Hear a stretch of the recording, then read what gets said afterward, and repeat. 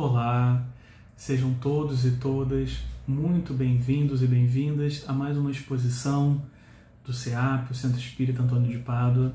Muito prazer, meu nome é Hugo de Barros, eu sou tarefeiro de outro Centro Espírita, eu sou tarefeiro do Centro Espírita Irmã Rosa, e é com muita alegria que nós recebemos e aceitamos o convite dessa casa para estarmos aqui com vocês hoje para falarmos de um tema tão relevante. O tema da nossa exposição de hoje é muitos os chamados e poucos os escolhidos.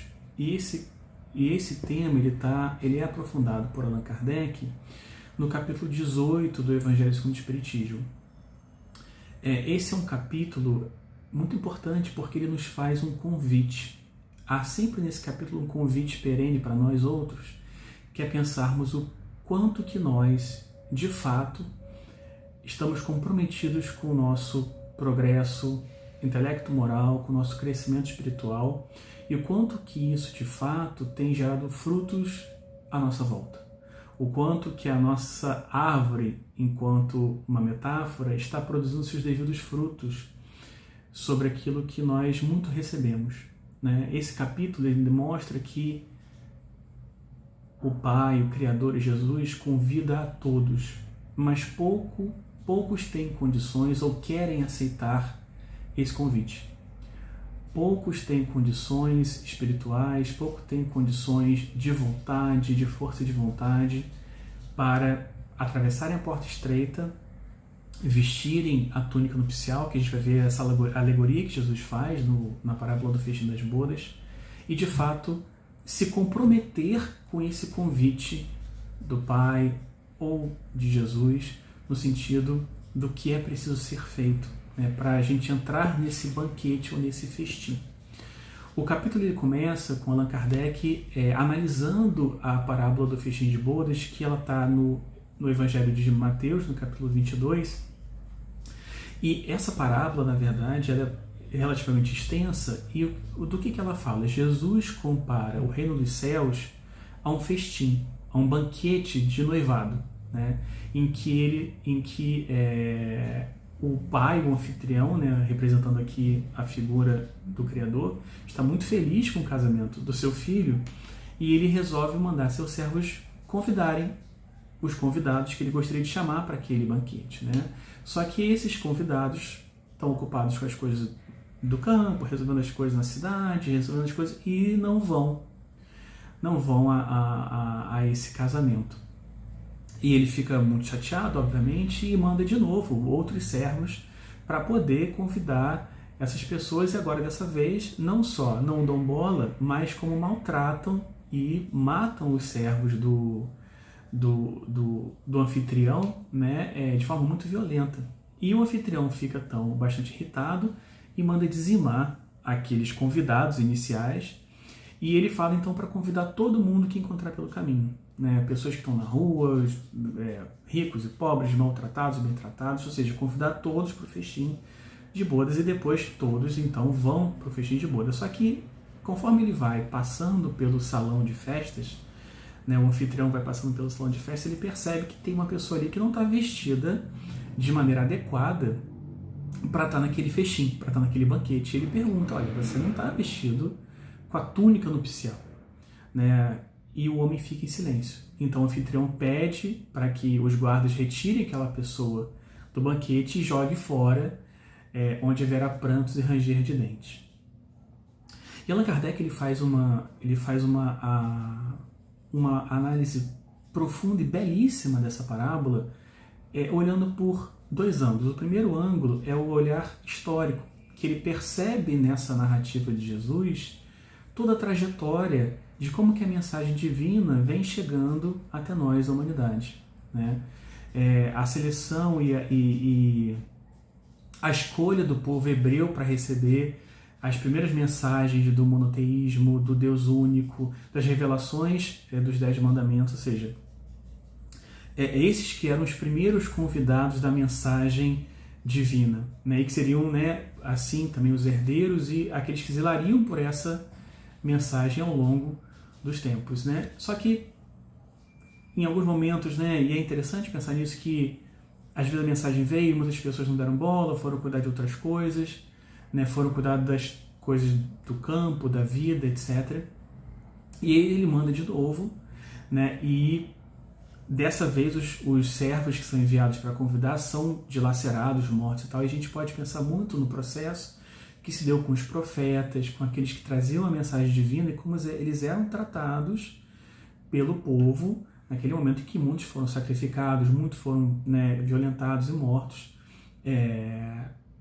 que na verdade estavam fazendo um convite para aquele povo, para o banquete divino, só que aquele povo não estava pronto, não queria, não tinha vontade de aceitar aquele convite. Então ele amplia esse convite para qualquer pessoa que ele encontre, que é o momento em que a mensagem se expande, né, para os gentios, para outros povos que não eram necessariamente monoteístas ainda, e essa mensagem vai se expandindo e são convidados para esse banquete. Então, Allan Kardec, no primeiro momento, ele faz esse percurso histórico, encontrando ali nessa parábola essa trajetória da vinda da mensagem divina até nós e como que os povos que a receberam e nós viemos a recebendo ao longo do tempo, né, ou ignorando, ou maltratando e violentando os portadores dessa mensagem, até que ela fosse se ampliando e chegando para toda a gente, para os gentios. E aí tem a segunda parte da parábola que é muito importante, porque o anfitrião da festa, ele repara que ali tem uma pessoa que não está vestida adequadamente para aquele momento, que ele não está vestindo a túnica nupcial e ele pede para ser retirado. Ele é retirado ali à força. E Allan Kardec repara nessa imagem que Jesus traz em forma de parábola, o fato de que muitas vezes nós não estamos prontos ou adequadamente vestidos para estarmos no banquete do reino dos céus, né? E é claro que essa é uma visão simbólica, metafórica, mas o que ela diz? O que ela nos fala? Que apesar de muitos serem convidados, nós ainda não fomos hábeis o suficiente, ou dirigentes o suficiente, ou aplicados o suficiente para costurarmos a nossa túnica nupcial, que representa o quê? O nosso progresso moral, o nosso progresso espiritual, o nosso progresso intelectual. Os esforços que faremos com as nossas próprias mãos, o suor das nossas próprias mãos, pelo nosso progresso. Isso que vai nos dar direito de nos vestirmos com a túnica nupcial e nos dar condições de estarmos adequadamente ali junto ao banquete do Senhor.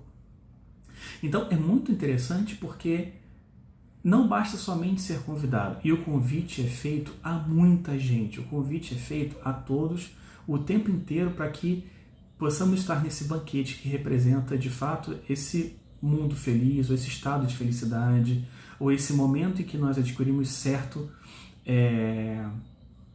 esse contato maior com a espiritualidade superior, em outros planos da existência, ou até aqui mesmo. Mas é necessário um esforço prévio de nossa parte para estarmos preparados para estar nesse banquete, que é representado pela túnica nupcial. E aí o capítulo ele segue trazendo o que é necessário, ou o que nós passaremos, ou o que será necessário passar para que nós, de fato, construamos essa túnica nupcial, nós costuremos essa túnica nupcial, estarmos prontos para isso. E aí Allan Kardec já emenda numa outra parte que ele fala sobre a porta estreita. A porta estreita é um trecho relativamente comum e conhecido do Evangelho, que está em Mateus capítulo 7, em que Jesus deixa claramente colocado para nós que esse caminho da porta estreita, e essa porta estreita representa justamente o que? A dificuldade, que não vai ser fácil, que é preciso esforço, que é preciso sacrifício, que é preciso renúncia, que é necessário se aplicar, disciplina. Tudo isso é representatividade dessa porta estreita. É essa que leva para o caminho da salvação, enquanto que a porta larga nos conduz facilmente ao caminho da perdição. E essa imagem da porta estreita, da porta larga, representa exatamente isso, que o nosso progresso moral, ele necessita de um esforço.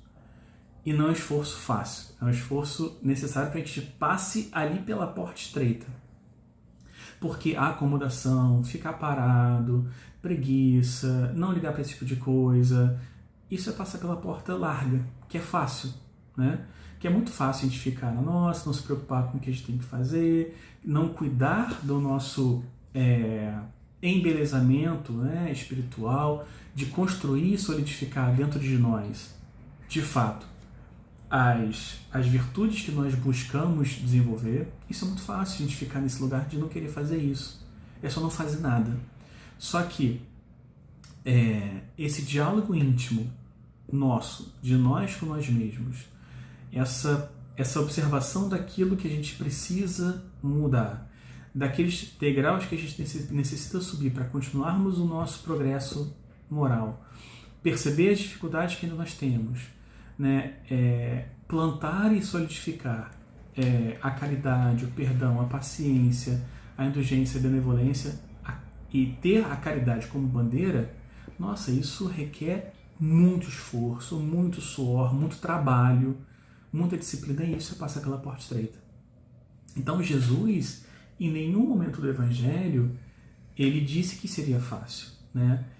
Que o convite é feito, mas que estar junto a esse banquete seriam para poucos, porque poucos têm essa disposição, poucos têm essa força de vontade, são poucos que estão dispostos a fazer o que tem que ser feito. Por isso que muitos são chamados, mas poucos são escolhidos, porque eles mesmos não se escolhem. Não escolhem o caminho da porta estreita, o caminho que vai de fato permitir que ele construa uma vida feliz do ponto de vista mais amplo possível, né? E é interessante porque Allan Kardec, ele vai, além da porta estreita, ele vai trazendo outros trechos do Evangelho, mostrando como que Jesus foi pontuando isso no Evangelho, né? E que a gente não pode deixar de olhar para isso também, contrastar com a nossa própria existência, né? Estamos passando pela porta estreita ou pela porta larga do vício, da perdição, da preguiça e de N outras coisas que nos mantêm paralisados, chumbados a um ciclo ininterrupto de renascimentos infelizes? Ou estamos dando os passos, mesmo que talvez pequenos ou lentos, mas dando passos seguros em direção a reencarnações mais suaves, mais felizes, mais operosas no bem, né? A partir da sementeira que a gente faz no presente, para onde é que a gente está indo? E Allan Kardec depois traz um segundo trecho, outro bloco de informação, que ele fala que nem todos que dizem Senhor, Senhor entrarão no reino dos céus, que é na mesma lógica, que também está no capítulo 7 de Mateus. Isso. Em que não basta a gente dizer Senhor, Senhor para ser salvo. E aqui essa expressão Senhor, Senhor, fala-se muito somente daquelas pessoas que falam da boca para fora, né, cuja vivência do Evangelho é somente um adorno social, ou algo exterior, ou algo que está somente no ambiente externo, mas que aquilo não é vivido internamente, que é apenas uma falácia. E aqui a gente pode pensar, por exemplo, nos fariseus daquele tempo, em que toda a vivência religiosa verdadeira se transformou em rituais exteriores somente, em cobranças, em rigidez e pouca flexibilidade espiritual, somente constituída por rituais exteriores, por práticas exteriores que não representava de fato uma vivência genuína dos preceitos morais que aquele povo de fato já partilhava, que foi trazido por Moisés, pelos 10 mandamentos. Aquilo se transformou somente numa prática exterior. Então, quando Allan Kardec, Jesus, resgatando Jesus, fala para nós que não basta dizer Senhor, Senhor para ser salvo, é exatamente isso, porque falar Senhor, Senhor é muito fácil, mas fazer o que tem que ser feito, as ações concretas que precisam ser realizadas, porque partem de dentro de nós e de um eu modificado pela mensagem cristã, isso é muito difícil, né? Eu chegar em casa, por exemplo, e ter uma dificuldade imensa com algum familiar e buscar sempre um diálogo fraterno, e o exercício da paciência, ou então perceber naquela criatura uma pessoa adoecida, né, que eu tenho que ter um olhar para ele um pouco mais caridoso. Também perceber que nós, muitas vezes, vamos precisar que o outro precise exercitar a caridade com a gente, porque nós também somos cheios de farpas, cheios de dificuldades, incomodamos também os outros precisam muitas vezes suportar a gente na nossa caminhada. Então tudo isso, a construção de todas essas virtudes dentro de nós requer trabalho, e não somente ficar falando, porque ficar falando é muito fácil, né? Falar é o mais fácil, né? Então não basta dizer Senhor, Senhor. E isso é muito interessante porque Allan Kardec, nesse momento, ele está em completo uníssono com Jesus, né? Trazendo e resgatando de fato a essência da mensagem evangélica. A essência da mensagem evangélica é a nossa transformação individual para que ocorra uma transformação coletiva. E essa transformação individual se dá pela compreensão dessa mensagem, da nossa realidade espiritual, dessa vivência pessoal profunda e íntima, desse esforço particular que se desdobra depois em frutos para todos que estão à nossa volta. Essa é a essência da mensagem evangélica, que foi o que Jesus fez, né? Ele veio, trouxe a mensagem, vivenciou ela e proporcionou a mudança ao seu redor. Então a gente não pode esquecer que não basta somente conhecer a mensagem, conhecer a doutrina espírita, conhecer o Evangelho e falar dele. Isso muitas vezes, na maioria das vezes, ou 100% das vezes, não é suficiente. É necessário praticar diariamente, construir isso dentro de nós diariamente, para que isso depois gere os frutos, né? Porque é importante a gente pensar, deixa eu avançar aqui um pouquinho mais, deixa eu ver se é só nessa parte, isso. Porque um outro capítulo que é muito importante, né, do Evangelho segundo o Espiritismo é o capítulo que fala, né, sobre a árvore que a árvore que dá frutos, né? E Jesus usa a analogia da figueira que secou, né? Mas a gente precisa compreender que o verdadeiro, né, que o verdadeiro cristão, né, se reconhece o verdadeiro cristão pelas suas obras, né? Isso é uma frase de Tiago que a gente vai resgatar lá no final da nossa exposição, né? Mas essa epístola de Tiago, que fala que se reconhece o cristão pelas suas obras, é fundamental para nós não esquecermos, né? Porque muitas vezes a gente acha que ser cristão é somente conhecer o Evangelho, ser cristão é somente conhecer a doutrina espírita, ser cristão é somente saber sobre a vida de Jesus. E na verdade é ao contrário, ser cristão, a gente reconhece o cristão pelas suas obras, e as obras só vêm a partir da ação e da nossa transformação, porque é ela que gera os frutos exteriores, né?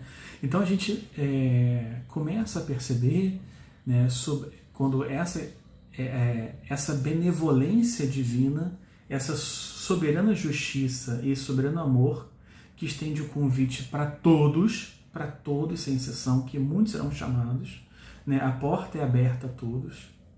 No entanto, poucos vão entrar porque poucos estão disponíveis para fazer o esforço que é necessário no seu próprio aprimoramento. E aí, depois também a gente vai ver que Allan Kardec também aborda, né, algo que a gente também precisa se conscientizar, em que muito será pedido àquele que muito tem.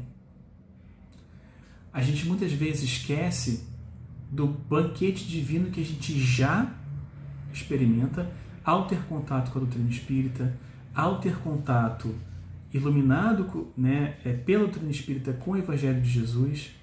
A gente esquece disso tudo. E eu gosto sempre de recordar uma página de Emmanuel, que está no livro Vinha de Luz, é o capítulo 60, que é um capítulo que fala que fazes de especial, né?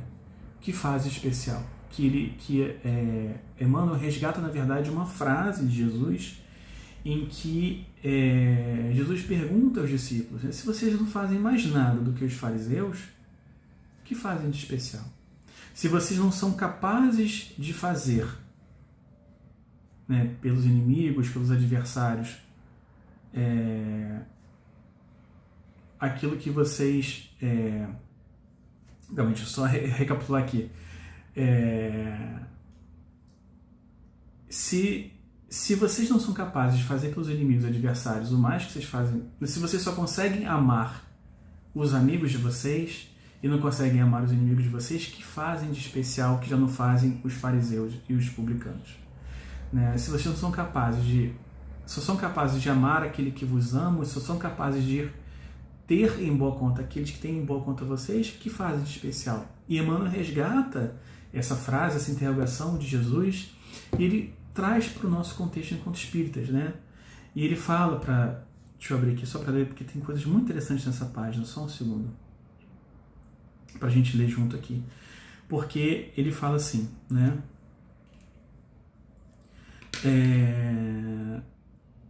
Em verdade, sabem que a vida prossegue vitoriosa além da morte, que se encontram na escola temporária da Terra em favor da iluminação espiritual que lhes é necessária, que o corpo carnal é simples vestimenta e a desgastar-se cada dia, que os trabalhos e desgostos do mundo são recursos educativos, que a dor é o estímulo às mais altas realizações, que a nossa colheita futura se verificará de acordo com a sementeira de agora, que a luz do Senhor clarear-nos-á os caminhos sempre que estivermos a serviço do bem, que toda oportunidade de trabalho no presente é uma bênção dos poderes divinos, que ninguém se acha na crosta do planeta em excursão de prazeres fáceis, mas sim em missão de aperfeiçoamento, que a justiça não é uma ilusão e que a verdade surpreenderá toda a gente, que a existência na esfera física é abençoada oficina de trabalho, resgate e redenção, e que os atos, palavras e pensamentos da criatura produzirão sempre os frutos que lhes dizem respeito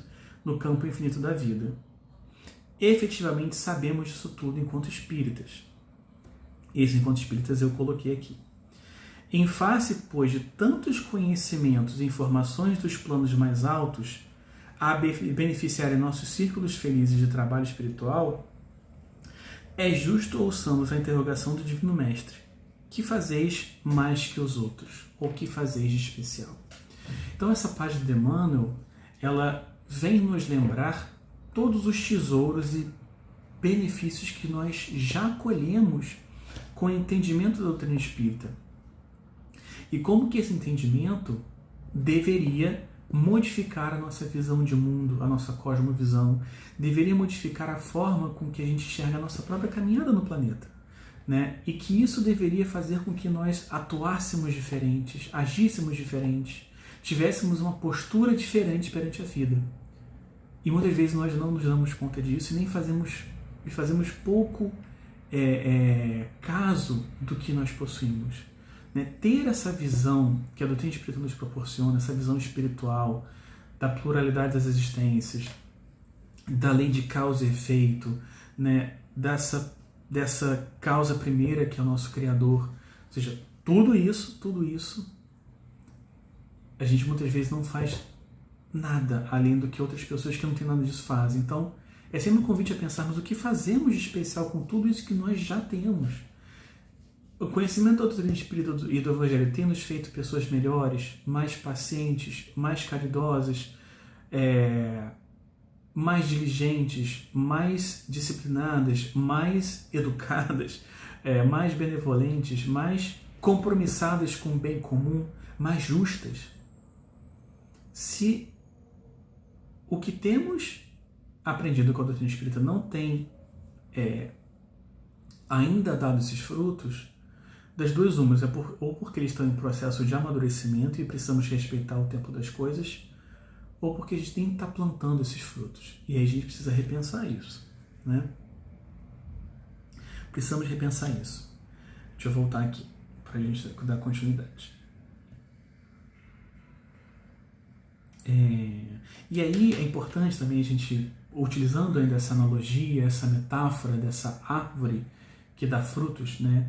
E que o cristão é uma árvore que dá bons frutos, né? E que o cristão se reconhece pelas suas obras e que é necessário dar esses bons frutos, que a gente não pode ser a semelhança daquela imagem, daquela figueira seca, né, que não dá bons frutos, que a gente precisa ser uma árvore frutífera enquanto cristãos que somos, né, e que buscamos ser, é importante perceber que só dá fruto bom a árvore boa. A árvore ruim dá frutos ruins. Então aqui também há um convite do nosso trabalho interior, da nossa reforma íntima, para que nós nos transformemos numa árvore boa, capaz de dar bons frutos. Porque se a gente quiser dar frutos de qualquer jeito, a gente pode estar gerando frutos podres, frutos que adoecem, frutos que contaminam. Então aqui é necessário um profundo trabalho de estudo íntimo, estudo interior, de avaliação e autoconhecimento, que é um convite sempre permanente que Joana de Ângeles nos faz, a nos conhecermos, essa autodescoberta, para que a gente possa de fato fazer uma reforma íntima proveitosa e trabalhar naquilo que precisa ser trabalhado de fato, para que assim a gente possa nos tornarmos uma árvore de melhor qualidade e darmos frutos de melhor qualidade. Nos transformarmos numa boa árvore para darmos frutos melhores. Um precisa vir antes do outro necessariamente? Não, porque senão a gente vai ficar eternamente só fazendo esse trabalho e nunca também gerando nenhum tipo de fruto. É preciso que um vá caminhando junto com o outro, mas que haja essa atenção perene para essa reforma, para esse lugar em que a gente olha para a gente, olha, eu posso melhorar isso, eu posso mudar isso, eu gostaria de transformar isso em mim, eu preciso olhar isso aqui com mais cuidado. Isso é muito, muito importante para que a gente seja uma árvore produtiva, mas produtiva no melhor dos sentidos. E aí tem uma passagem de Jesus que eu queria trazer aqui para a gente, que é importante também, né? Que é essa imagem da árvore também, mas quando ele compara os discípulos e futuramente nós ao sal da terra, né, que tempera, que ajuda, né, e quando ele também nos compara à luz do mundo, né, que ajuda a iluminar também, quando ele fala vós sois a luz do mundo, né? É importante a gente também se conscientizar da figura da luz, porque para a gente não entrar muitas vezes num círculo de vaidade que não tem lugar. Porque é importante a gente entender a mensagem de Jesus, na sua essência, que ele fala assim: assim também brilhe a vossa luz diante dos homens, para que vejam as vossas boas obras e glorifiquem o Pai que está nos céus. Não é para glorificar a gente, não é para envaidecer a gente, não é para que vejam nossa luz e nos glorifiquem, mas que nossa luz possa brilhar e que as nossas boas obras possam fazer com que os homens glorifiquem a Deus e não a nós. Então tem um lugar aqui também para a gente não resvalar num exercício de vaidade, num exercício de orgulho, né, em que a gente vai se aprimorando e talvez a gente possa estar aí descambando para um lugar em que a vaidade e o orgulho nos dominem, né, em que a gente se sente superior aos demais irmãos de caminhada, que a gente acha que a gente está num lugar especial em relação a outros irmãos de caminhada, que a gente acha merecedor do que os outros irmãos de caminhada. Esse é um lugar perigoso, que muitas vezes a gente pode resvalar para esse lugar conforme a gente vai ganhando conhecimento, se aprimorando.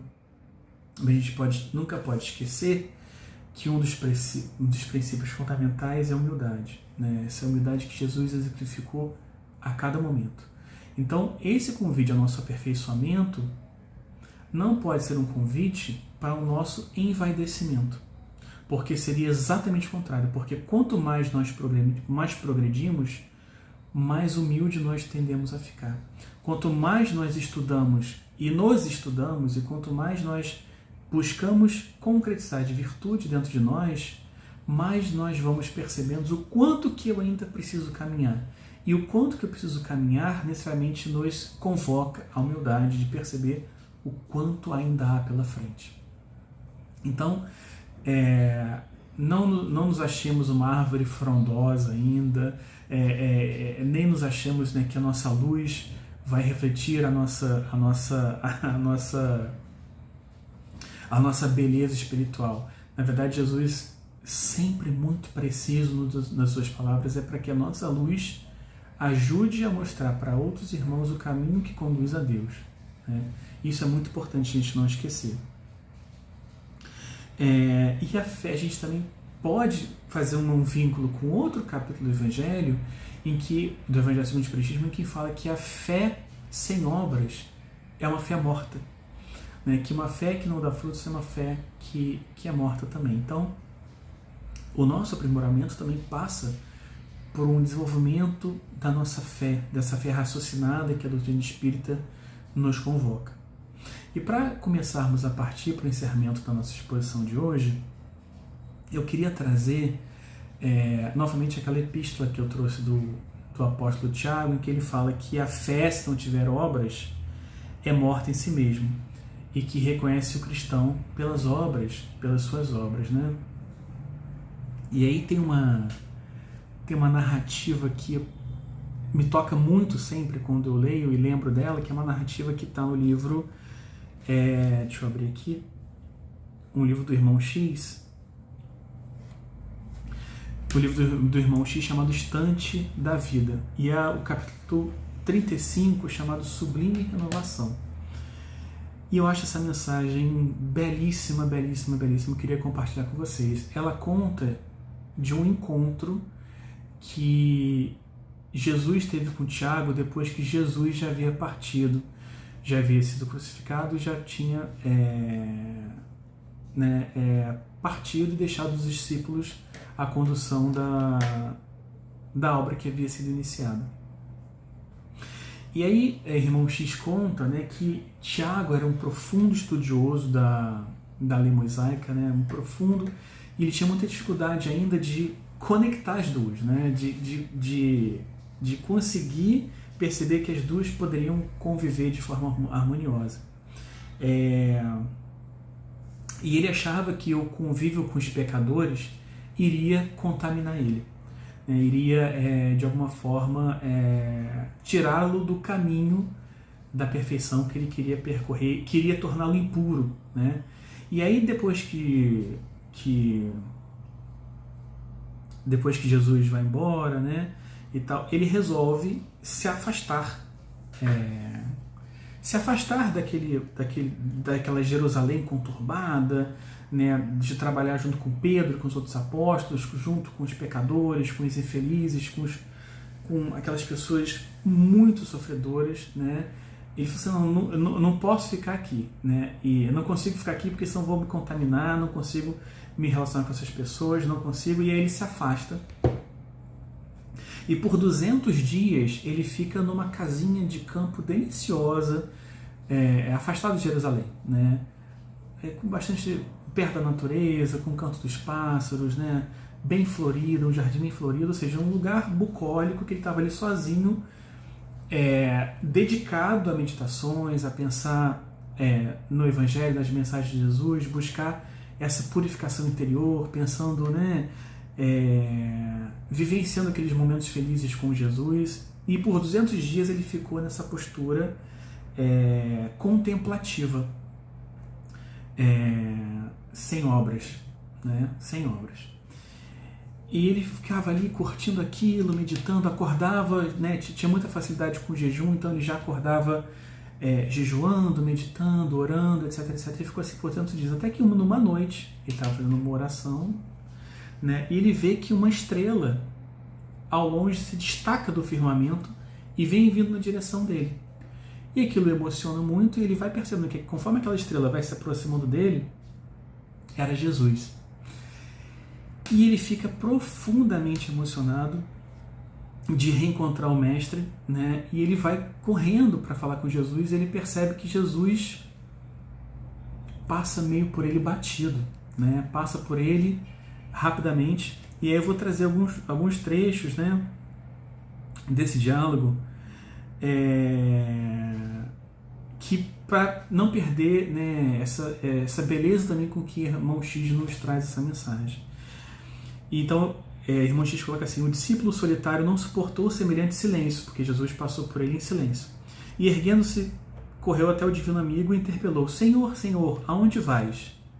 O Messias voltou-se e respondeu generoso: devo estar ainda hoje em Jerusalém, onde os nossos companheiros necessitam de meu concurso para o trabalho, porque em Jerusalém tinha ficado Pedro e vários outros trabalhadores ali cuidando ali daquele povo sofredor, né, fazendo tudo que era possível com aquela penúria para cuidar daquela gente extremamente sofredora.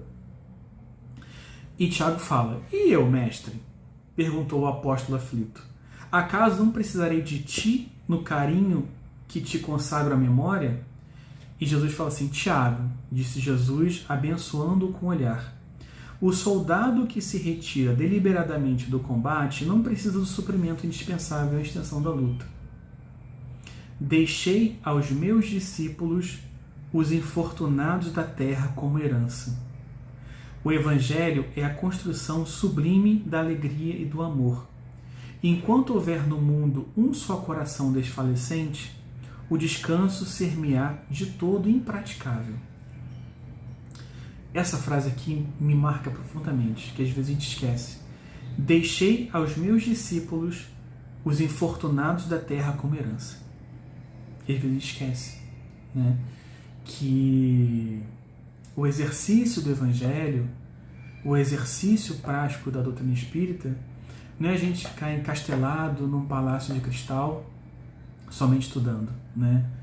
Que se nós nos chamamos de fato de discípulos de Jesus, a nossa herança são os sofredores dessa terra. E aí Tiago fala: mas Senhor, disseste que devíamos conservar a elevação e a pureza. Sim, tornou o excelso amigo, e não te recrimino por guardá-las. Devo apenas dizer-te que é fácil ser santo à distância dos pecadores. Essa é outra frase também que me chama muita atenção. Devo apenas dizer-se que é fácil ser santo à distância dos pecadores. Não nos classificaste também como sendo a luz do mundo? O visitante divino sorriu triste e falou: entretanto, onde estará o mérito da luz que foge da sombra? Nas trevas da crueldade e da calúnia, da mistificação e da ignorância, do sofrimento do crime, acenderemos a glória de Deus, na exaltação do bem eterno. Tiago desejaria continuar a sublime conversação, mas a voz extinguiu-se-lhe na garganta, asfixiada de lágrimas, e como quem tinha pressa de chegar a seu destino, Jesus afastou-se, após afagar-lhe o rosto em pranto. Na mesma noite, porém, o apóstolo renovado desceu para Nazaré e durante longas horas avançou devagar para Jerusalém, parando aqui e ali para essa ou aquela tarefa de caridade e de reconforto. E na ensolarada manhã do 7º dia de jornada de volta, quando Simão Pedro veio à sala modesta de socorro aos enfermos, encontrou Tiago, filho de Alfeu, debruçado sobre velha bacia de barro, lavando um feridento e conversando bondoso ao pé dos infelizes. Então esse texto, para que nós concluamos a nossa exposição de hoje, que esse texto fala muito sobre o que é ser escolhido, né? Ser escolhido é uma escolha pessoal, né? Nessa chamativa do muitos chamados e poucos escolhidos porque poucos fazem essa escolha que Tiago fez, né? De se renovar realmente intimamente para perceber que é necessário um espiritismo prático, um evangelho prático, em que a nossa maior bandeira é a caridade, e a caridade é o amor em movimento na direção do outro. Né? Essa é a maior lição possível que Jesus poderia nos dar, porque ele foi o amor em movimento na direção do outro o tempo inteiro. Então que nós possamos ficar com essas reflexões. Eu agradeço muito a atenção e o tempo de vocês e vamos fazer nossa prece de encerramento. Deus, Pai de infinito amor e bondade, muito obrigado por esse momento de reflexão. Obrigado por nos permitir nessa encarnação conhecermos a doutrina espírita e o Evangelho de Jesus, que tanto nos conforta, que nos serve de guia e orientação para a nossa vida. Que possamos ter um dia de paz, uma semana de coragem para fazermos a obra principal de nossa vida, que é a nossa reforma íntima. Que assim seja, graças a Deus. Muito obrigado.